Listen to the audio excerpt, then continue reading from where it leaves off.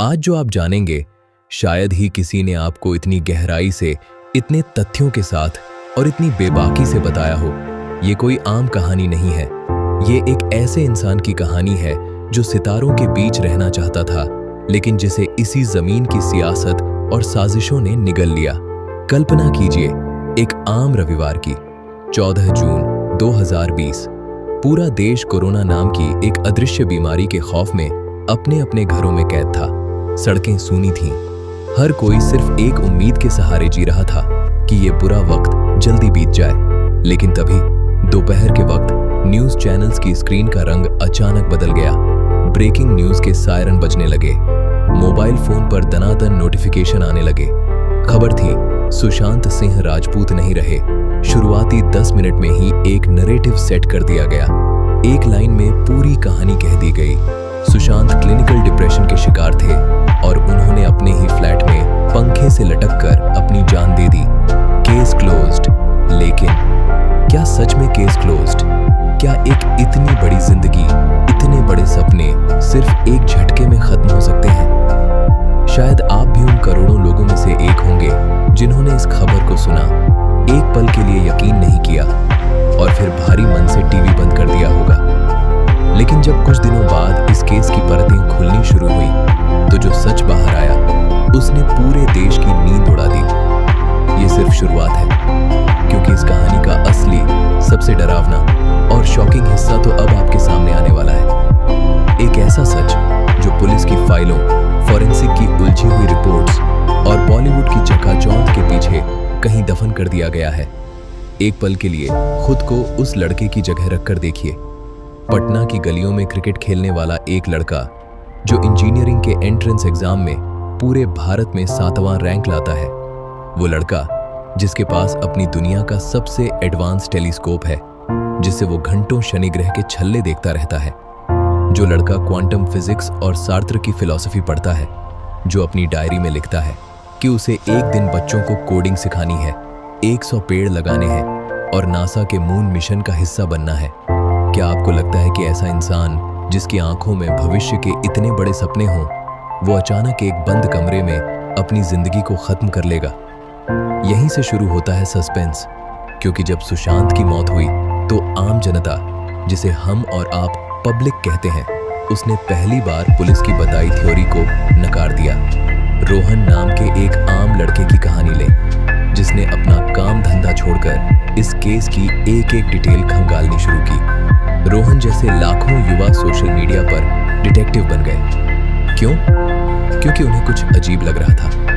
पहेली के टुकड़े जुड़ नहीं रहे थे।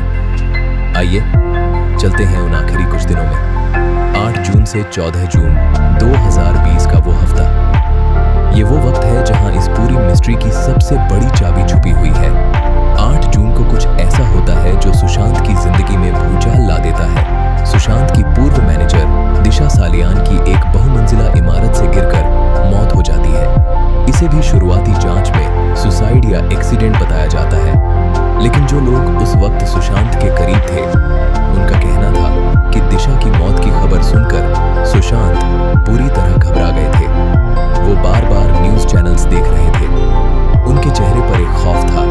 उन्होंने कथित तौर पर अपने किसी करीबी से कहा था, ये लोग मुझे नहीं छोड़ेंगे, ये लोग मेरे पीछे आएंगे। ये लोग कौन थे? सुशांत किस बात से इतना डर गए थे? दिशा सालियान की मौत और सुशांत की मौत के बीच सिर्फ 6 दिन का फासला था। क्या ये महज एक इत्तेफाक था? क्रिमिनोलॉजी कहती है कि जब 2 हाई प्रोफाइल मौतें एक ही सर्कल में एक ही हफ्ते के अंदर होती हैं, तो उसे सिर्फ इत्तेफाक मानकर खारिज नहीं किया जा सकता। उसी 8 जून को एक और बड़ी घटना होती है। सुशांत की गर्लफ्रेंड रिया चक्रवर्ती सुशांत का घर छोड़कर चली जाती है।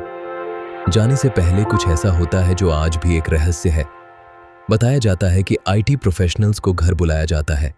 सुशांत के कई लैपटॉप्स, हार्ड ड्राइव्स और डिजिटल डिवाइसेस का डेटा नष्ट किया जाता है। पासवर्ड्स बदले जाते हैं। अगर एक इंसान डिप्रेशन में है, तो उसे छोड़कर जाते वक्त उसकी हार्ड ड्राइव्स का डेटा क्यों डिलीट करवाया जा रहा था? वहां ऐसा क्या था जो दुनिया के सामने नहीं आना चाहिए था? क्या सुशांत कुछ ऐसा जानते थे जो किसी बड़े राज का पर्दाफाश कर सकता था? और फिर आती है 13 जून की रात। सुशांत अपने कमरे में है। उन्होंने रात को कुछ कॉल्स किए। एक कॉल उनके जिगरी दोस्त और एक्टर महेश शेट्टी को था, लेकिन महेश उस वक्त सो रहे थे और कॉल पिक नहीं कर पाए। सोचिए, अगर उस रात वो कॉल उठ गया होता तो क्या आज सुशांत हमारे बीच होते? क्या वो कुछ ऐसा बताना चाहते थे जो उनकी जान बचा सकता था? अगले दिन 14 जून की सुबह सब कुछ नॉर्मल दिखता है। सुशांत उठते हैं, अपनी बहन से बात करते हैं, अपने स्टाफ से अनार का जूस मांगते हैं और फिर अपने कमरे में चले जाते हैं। दरवाज़ा बंद हो जाता है और उसके बाद वो दरवाज़ा कभी सुशांत के हाथों से नहीं खुलता। अब जो हुआ वो किसी भी क्राइम थ्रिलर से ज्यादा डरावना है। दोपहर हो चुकी है। सुशांत बाहर नहीं आ रहे हैं। घर में 4 लोग मौजूद हैं। उनके दोस्त सिद्धार्थ पिठानी, कुक नीरज, केशव और दीपेश। ये वो लोग हैं जो सुशांत के सबसे करीब रहते थे। जब सुशांत ने दरवाज़ा नहीं खोला तो इन लोगों ने क्या किया? उन्होंने एक चाबी बनाने वाले को बुलाया। चाबी बनाने वाला आता है, वो ताले को तोड़ने की कोशिश करता है, लेकिन यहीं पर एक ऐसा सवाल खड़ा होता है जो किसी भी आम इंसान का दिमाग घुमा देगा। जैसे ही ताला टूटने वाला होता है, चाबी वाले को वहां से तुरंत जाने के लिए कह दिया जाता है। उसे पैसे दिए जाते हैं और बोला जाता है, तुम निकलो, अब हम खुद देख लेंगे। उसे अंदर झांकने तक का मौका नहीं दिया जाता। अगर आपके घर का कोई सदस्य अंदर से दरवाजा बंद कर ले और घंटों तक जवाब न दे, तो क्या आप पुलिस को बुलाए बिना खुद उस कमरे को खोलेंगे? और खोलने के बाद अगर अंदर कुछ भयानक हुआ है तो क्या आप तुरंत पुलिस को फोन नहीं करेंगे? लेकिन वहां मौजूद लोगों ने पुलिस को फोन करने में देरी की। जब दरवाजा खुला तो सुशांत कथित तौर पर लटके हुए मिले, लेकिन पुलिस के आने से पहले ही उन्हें नीचे उतार लिया गया। क्राइम सीन के साथ सबसे बड़ी छेड़छाड़ यहीं हो गई थी। क्यों? उन्हें नीचे क्यों उतारा गया? क्या ये चेक करने के लिए कि उनकी सांसें चल रही हैं या नहीं, या फिर सबूतों को मिटाने के लिए? जब तक मुंबई पुलिस वहां पहुंचती है, कमरे की तस्वीरें लीक हो जाती हैं। इंटरनेट पर वो तस्वीरें आग की तरह फैलती हैं और यहीं से देश का गुस्सा भड़कना शुरू होता है। तस्वीरों को ध्यान से देखिए। सुशांत की हाइट करीब 6 फीट थी। बिस्तर और पंखे के बीच की दूरी इतनी कम थी कि एक 6 फुट का इंसान वहां लटक कर अपनी जान कैसे दे सकता है? सुशांत के गले पर जो निशान थे, फोरेंसिक एक्सपर्ट्स का एक बड़ा तबका इंटरनेट पर यह दावा करने लगा कि वो निशान ओ शेप के थे, जो आमतौर पर किसी बेल्ट या तार से गला घोंटने पर बनते हैं। सुसाइड के मामलों में गले का निशान वी शेप का होता है, जो ऊपर की तरफ जाता है। इतना ही नहीं, उस कमरे में कोई ऐसा स्टूल या कुर्सी नहीं मिली जिसे लात मारकर गिराया गया हो। तो फिर सुशांत पंखे तक कैसे पहुंचे? क्या आप सोच सकते हैं कि एक हाई प्रोफाइल एक्टर की मौत हो गई हो और पुलिस उस कमरे को तुरंत सील न करे? वहां लोगों की भीड़ जमा थी, कोई भी आ जा रहा था। सबूतों के पैरों तले रौंदे जाने का इससे बड़ा उदाहरण भारत के इतिहास में शायद ही कोई हो। और ये तो सिर्फ कमरे के अंदर की बात है। असली खेल तो अब शुरू होने वाला था। मुंबई के कूपर अस्पताल में सुशांत का शव लाया गया। ये वही अस्पताल है जो पहले भी कई विवादों में रह चुका था। पोस्टमार्टम की प्रक्रिया पर इतने सवाल उठे कि आज भी उन सवालों के जवाब किसी के पास नहीं है। सबसे पहला सवाल, पोस्टमार्टम रात के अंधेरे में क्यों किया गया?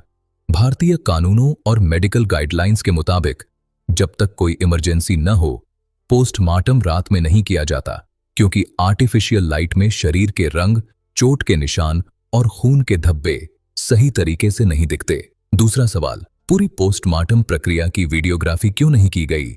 इतने बड़े स्टार की मौत जिस पर पूरा देश सवाल उठा रहा है, वहां वीडियोग्राफी ना होना क्या सिर्फ एक भूल थी या एक सोची समझी साजिश? और तीसरा सबसे बड़ा सवाल जिसने मेडिकल साइंस के भी होश उड़ा दिए, ऑटोप्सी रिपोर्ट में मौत का समय, टाइम ऑफ डेथ क्यों नहीं लिखा गया? किसी भी मर्डर या सुसाइड मिस्ट्री में मौत का समय सबसे अहम कड़ी होती है। उसी से पता चलता है कि उस वक्त घर में कौन था, किसने क्या किया। लेकिन सुशांत की रिपोर्ट से ये अहम जानकारी ही गायब थी। जब ये सारे फैक्ट्स पब्लिक के सामने आए तो गुस्सा 7वें आसमान पर पहुंच गया। लोगों को लगने लगा कि कुछ बहुत बड़ा छुपाया जा रहा है। लेकिन आपको क्या लगता है? क्या ये सिर्फ एक हत्या या आत्महत्या की गुत्थी थी? नहीं, ये खेल सिर्फ जान लेने का नहीं था, ये खेल था करोड़ों रुपयों का। सुशांत के पिता केट के सिंह ने पटना में एक एफआईआर दर्ज करवाई, जिसने इस पूरे केस को एक नया आयाम दे दिया। उन्होंने आरोप लगाया कि उनके बेटे के बैंक खाते से 15 करोड़ रुपए गायब हैं। 15 करोड़ रुपए, जरा सोचिए, एक इंसान जो मेहनत से अपनी पाई पाई जोड़ता है, उसके अकाउंट से अचानक करोड़ों रुपए ऐसे खातों में ट्रांसफर होने लगते हैं जिनका सुशांत से कोई सीधा वास्ता नहीं था। सुशांत के सीए, चार्टर्ड अकाउंटेंट बदले जाते हैं, उनका पूरा स्टाफ बदल दिया जाता है, उनकी जिंदगी का कंट्रोल किसी और के हाथों में चला जाता है। सुशांत के परिवार का दावा था कि रिया चक्रवर्ती और उनके परिवार ने सुशांत को एक तरह से बंधक बना लिया था। उनके क्रेडिट कार्ड्स, उनके बैंक अकाउंट्स, उनके पासवर्ड्स, सब कुछ रिया के कंट्रोल में थे। सुशांत जो पहले अपने परिवार से रोज बात करते थे, उन्होंने अचानक बात करना कम कर दिया। उनके फोन नंबर्स बार बार बदले जाने लगे। जब ये 15 करोड़ का एंगल सामने आया तो भारत सरकार की सबसे बड़ी आर्थिक जांच एजेंसी प्रवर्तन निदेशालय ईडी की एंट्री हुई। ईडी ने जब फाइलों को खंगालना शुरू किया तो कई चौंकाने वाले खुलासे हुए। सुशांत के पैसों से महंगे रिसॉर्ट्स बुक हो रहे थे, चार्टर्ड फ्लाइट्स उड़ रही थीं, यूरोप के ट्रिप्स हो रहे थे और पूजा पाठ के नाम पर लाखों रुपए पानी की तरह बहाए जा रहे थे। सुशांत के पैसों से कुछ कंपनियां भी बनाई गई थीं, जैसे विविड्रेज रियलिटी एक्स। इन कंपनियों में सुशांत अपना पैसा लगा रहे थे, लेकिन डायरेक्टर के पद पर रिया और उनके भाई शोविक बैठे थे। क्या एक ऐसा इंसान जो इंडस्ट्री छोड़कर पहाड़ों पर खेती करना चाहता था, वो अचानक ऐसी शेल कंपनियों में पैसा क्यों लगाएगा? क्या सुशांत को आर्थिक रूप से पूरी तरह निचोड़ लिया गया था और जब उनके पास देने के लिए कुछ नहीं बचा, या जब उन्होंने सवाल पूछने शुरू किए तो उन्हें रास्ते से हटा दिया गया? लेकिन रुकिए, कहानी में सबसे बड़ा ट्विस्ट अब भी बाकी है। एक ऐसा ट्विस्ट जिसने सिर्फ सुशांत की मौत ही नहीं बल्कि पूरे बॉलीवुड के काले सच को नंगा करके रख दिया। ईडी की जांच चल रही थी। रिया चक्रवर्ती और उनके करीबियों के फोन जब्त किए गए। फॉरेंसिक टीम ने जब फोन के डिलीट किए गए डेटा को रिकवर किया तो कुछ ऐसे व्हाट्सएप चैट्स सामने आए जिन्हें देखकर जांच अधिकारियों के भी पसीने छूट गए। वो चैट्स पैसों के बारे में नहीं थे, वो फिल्मों के बारे में नहीं थे, वो चैट्स थे ड्रग्स के बारे में। क्या तुम्हारे पास वो माल है? चाय या कॉफी में 4 ड्रॉप्स डाल दो और उसे 30 से 40 मिनट तक किक लगने दो। ये चैट्स किसके थे? ये चैट्स सुशांत के उसी इनर सर्कल के थे जो उनके साथ उस घर में रहता था। यहां से एंट्री होती है नारकोटिक्स कंट्रोल ब्यूरो एनसीबी की। अचानक से सुशांत की मौत का मामला एक बहुत बड़े इंटरनेशनल ड्रग सिंडिकेट की जांच में बदल जाता है। ये थ्योरी सामने आती है कि क्या सुशांत को उनकी मर्जी के बिना छुप छुप कर ड्रग्स दिए जा रहे थे? क्या उन्हें मानसिक रूप से कमजोर करने के लिए, उन्हें पागल साबित करने के लिए ऐसा किया जा रहा था? भारत में पहली बार ऐसा हुआ कि बॉलीवुड के सबसे बड़े सितारों ए लिस्टर्स को पूछताछ के लिए एनसीबी के दफ्तर में लाइन में खड़ा होना पड़ा। वो सितारे जिन्हें लोग भगवान मानते थे, जिनके लिए थिएटर्स में तालियां बजती थीं, वो कैमरे से अपना मुंह छुपाते हुए भाग रहे थे। रिया चक्रवर्ती और उनके भाई को गिरफ्तार किया गया, जेल की सलाखों के पीछे भेजा गया। पब्लिक को लगा कि अब तो इंसाफ होकर रहेगा, अब असली गुनहगार सामने आएंगे। लेकिन इसी बीच एक और नैरेटिव बहुत ही शातिर तरीके से खड़ा किया जा रहा था, और वो था बॉलीवुड का नेपोटिज्म, भाई भतीजावाद, इनसाइडर बनाम आउटसाइडर की जंग। सुशांत सिंह राजपूत कोई स्टार किड नहीं थे, उनके पिता कोई बड़े डायरेक्टर या प्रोड्यूसर नहीं थे। उन्होंने बैकग्राउंड डांसर से शुरुआत की थी और अपनी मेहनत के दम पर धोनी जैसी ब्लॉकबस्टर फिल्म दी थी। लेकिन क्या बॉलीवुड के बड़े कैंप्स को यह बर्दाश्त था? सुशांत के आखिरी कुछ महीनों की टाइमलाइन को अगर आप देखेंगे तो आपको एक डरावना पैटर्न नजर आएगा। सुशांत के खिलाफ मीडिया में बिना नाम के ब्लाइंड आइटम्स छपवाए जा रहे थे। कभी उन्हें सेट पर नखरे दिखाने वाला कहा गया, कभी स्कर्ट चेजर कहा गया, तो कभी ये अफवाह उड़ाई गई कि वो पूरी तरह से पागल हो चुके हैं। जब #MeToo मूवमेंट चल रहा था, तब सुशांत पर भी उनकी को स्टार संजना सांघी के साथ बदसलूकी के झूठे आरोप लगाए गए। सुशांत को खुद अपनी बेगुनाही साबित करने के लिए अपने और संजना के चैट्स के स्क्रीनशॉट सोशल मीडिया पर शेयर करने पड़े। संजना ने कई हफ्तों बाद जाकर इस बात का खंडन किया, लेकिन तब तक सुशांत की इमेज को जो नुकसान होना था वो हो चुका था। कहा जाता है कि कई बड़े प्रोडक्शन हाउसेस ने सुशांत को बैन कर दिया था। रातों रात उनके हाथ से 6 से 7 बड़ी फिल्में छीन ली गई थीं। एक ऐसा एक्टर जो अपने काम की पूजा करता था, उसे चारों तरफ से घेर लिया गया था। क्या यह सब एक सिस्टमैटिक मर्डर था? क्या यह किसी एक इंसान का काम नहीं था, बल्कि पूरे एक सिंडिकेट का काम था, जिसने सुशांत का करियर, उनका पैसा, उनकी दिमागी शांति और अंततः उनकी जान ले ली? इन सब सवालों के बीच एक सबसे बड़ी जांच एजेंसी सीबीआई की एंट्री होती है। सुप्रीम कोर्ट के आदेश पर केस मुंबई पुलिस से लेकर सीबीआई को दे दिया जाता है। पूरे देश में जश्न का माहौल था। लगा कि अब सच बाहर आएगा। सीबीआई ने क्राइम सीन का रिक्रिएशन किया, कई लोगों से घंटों पूछताछ की, लेकिन फिर दिल्ली के एम्स अस्पताल की एक फॉरेंसिक टीम ने अपनी रिपोर्ट सौंपी। डॉक्टर सुधीर गुप्ता के नेतृत्व में बनी इस टीम ने अपनी रिपोर्ट में मर्डर की थ्योरी को पूरी तरह से खारिज कर दिया और कहा कि ये 100% सुसाइड का केस है। जैसे ही ये रिपोर्ट आई, पूरे देश में सन्नाटा छा गया। जो पब्लिक महीनों से मर्डर चिल्ला रही थी, उसे जैसे किसी ने जोरदार तमाचा मार दिया हो। लेकिन पब्लिक इतनी आसानी से हार मानने वाली नहीं थी। कुछ ही दिनों बाद डॉक्टर सुधीर गुप्ता का एक पुराना ऑडियो टेप लीक हो गया। उस टेप में डॉक्टर गुप्ता खुद कह रहे थे कि सुशांत का केस 200% मर्डर का लग रहा है। तो फिर अचानक ऐसा क्या हुआ कि उनकी फाइनल रिपोर्ट में वो मर्डर सुसाइड में बदल गया? क्या ऊपर से कोई भारी दबाव था? क्या कोई ऐसा था जिसे बचाने के लिए पूरे सिस्टम ने अपनी पूरी ताकत लगा दी थी? यही वो सवाल है जो आज तक अनुत्तरित है। ये वो मिस्ट्री है जिसने भारत के न्यूज चैनल्स को महीनों तक टीआरपी दी। रोज रात 9 बजे टीवी स्क्रीन्स पर अदालतें सजती थीं। एंकर्स खुद जज बन गए थे और किसी भी आम आदमी को फांसी पर चढ़ा रहे थे। ये एक ऐसा मीडिया ट्रायल था जिसने पत्रकारिता की सारी हदें पार कर दी थीं।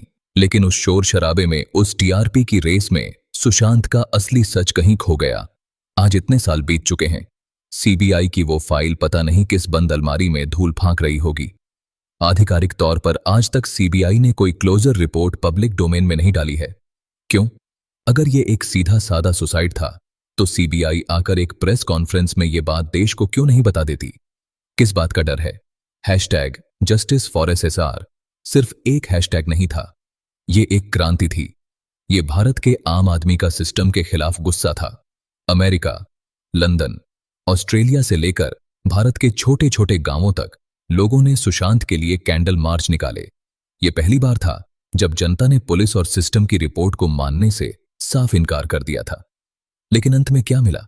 आज रिया चक्रवर्ती वापस अपनी जिंदगी जी रही हैं। वो लोग जो उस दिन उस घर में मौजूद थे, वो अपनी अपनी दुनिया में मस्त हैं। बॉलीवुड की फिल्में फिर से रिलीज हो रही हैं और लोग उन्हें देखने जा रहे हैं।